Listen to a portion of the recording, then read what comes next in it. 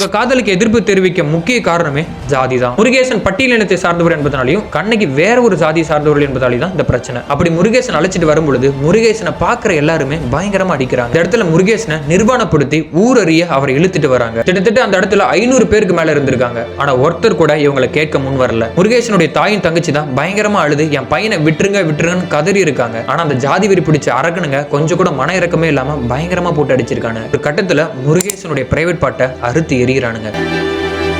இது நடந்துட்டு இருக்கும் போதே கண்ணகி இழுத்துட்டு வந்துடுறாங்க. கண்ணகி அந்த கூட்டத்தை பார்த்து டே பொட்ட பசங்களா, எங்களுக்கு ஆல்ரெடி கல்யாணம் ஆச்சுடான்னு சொல்லி தைரியமா பேசியிருக்காங்க. இது கேட்டதும் இன்னும் கோவம் அடைஞ்சாவனுங்க. என்ன பண்ணானுங்க தெரியுமா? 2 பேர் வாயிலுமே மருந்து ஊத்தலான்னு பிளான் பண்ணி மருந்தையும் ஊத்த ஆரம்பிக்கிறானுங்க. முருகேசன் தன்னுடைய வாயை இறுக்கமா பிடிச்சிட்டதுனால கண்ணகியுடைய அண்ணன் மருது பாண்டி இருக்கான் இல்லையா, அவன் என்ன பண்ணான் தெரியுமா? மருந்து ஊத்தும் போது முருகேசன் தன்னுடைய வாயை இறுக்கமா பிடிச்சதுனால அவருடைய வாயை கண்ணம் வரைக்கும் கிழிச்சு அதுக்கப்புறம் மருந்து ஊத்துறான். அதே மாதிரி கண்ணகியும் தான் வாயை